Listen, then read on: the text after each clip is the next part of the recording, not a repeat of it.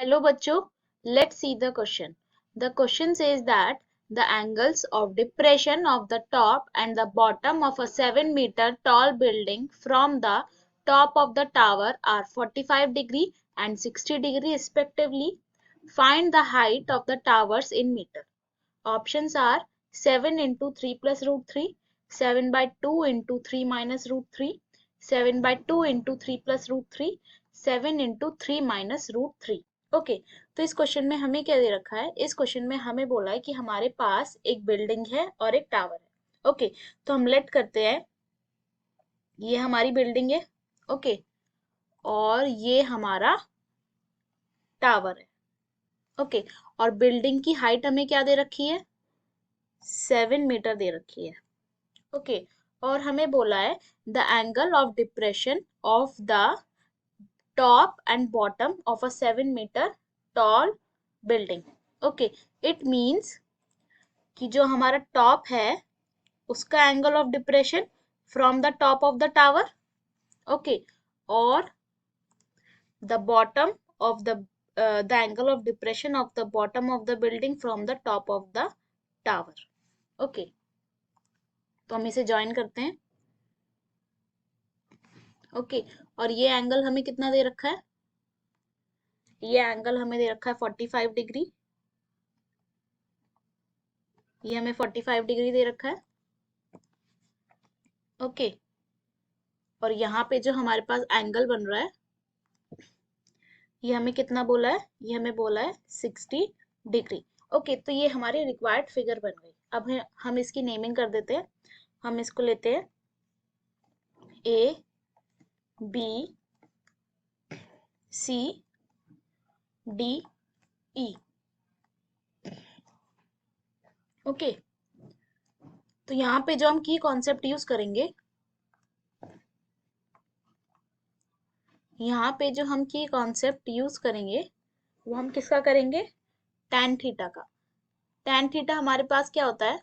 Perpendicular upon base, और ये use करके हम ये पूरा क्वेश्चन सॉल्व करेंगे।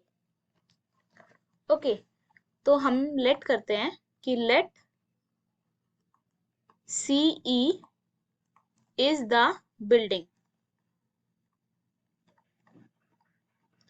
ये हमारी बिल्डिंग है सीई, हमने एक बिल्डिंग ली है।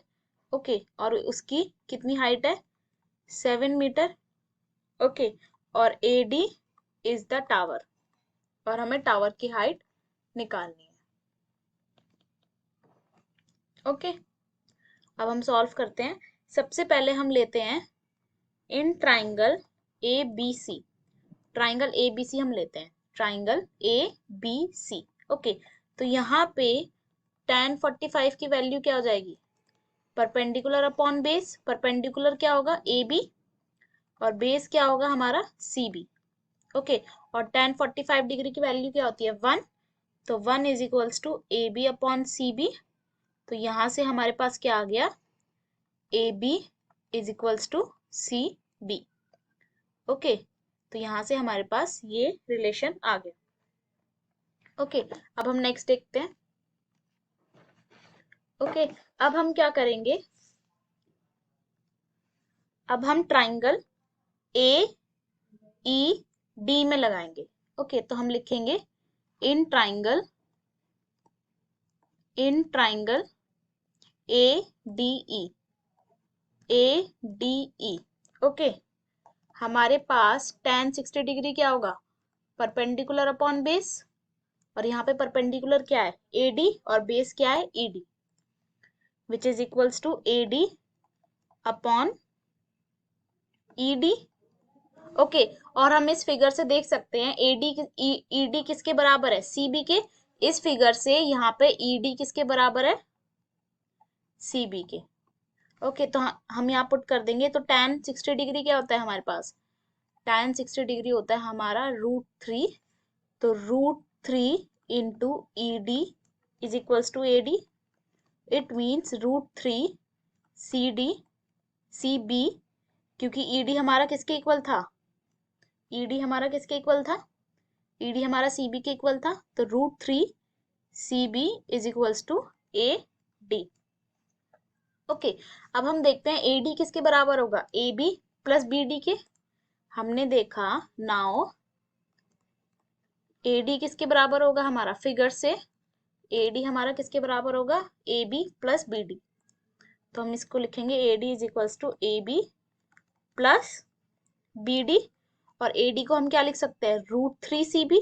तो √3CB is equals to, okay, और AB को हम क्या लिख सकते हैं, AB को हम CB लिख सकते हैं, यहाँ से AB को भी हम CB लिख सकते हैं, ओके। और BD हमें दे रखा है, BD 7 मीटर होगा, okay. BD is equals to CE is equals to 7 metre, okay. तो यहाँ पे हम 7 पुट करेंगे, ओके। तो CB, ये इसे हम क्या लिख सकते हैं, √3CB minus CB is equals to 7, okay. तो CB की वैल्यू क्या आ गई हमारे पास, 7/√3 माइनस 1, ओके। अब हम क्या करेंगे, ऊपर नीचे √3 प्लस 1 और √3 प्लस 1 से मल्टीप्लाई कर देंगे, ओके। तो हम यहाँ लिखेंगे मल्टीप्लाइंग एंड डिवाइडिंग बाय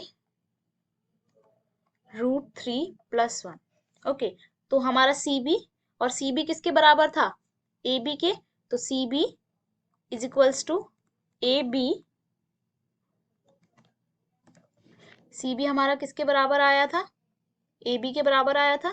तो CB is equals to AB which is equals to 7√3 plus 1 upon √3 minus 1 into √3 plus 1, okay. इसको हम ऐसे लिख सकते हैं, रेशनलाइज किया हमने। तो AB is equals to CB is equals to, इसको हम क्या लिख सकते हैं, 7√3 प्लस 1 अपॉन, ये क्या आ जाएगा हमारे पास, √3 का स्क्वायर माइनस 1 विच इज 2, तो ये हमारे पास 2 आ जाएगा, ओके। तो फाइनली हमें किसकी लेंथ बतानी है, हमें इस बिल्डिंग की लेंथ बतानी है। और इस बिल्डिंग की लेंथ क्या है, इस बिल्डिंग की लेंथ है AD, ओके। और AD किसके बराबर है, √3CB के बराबर है। तो AD is equals to √3CB।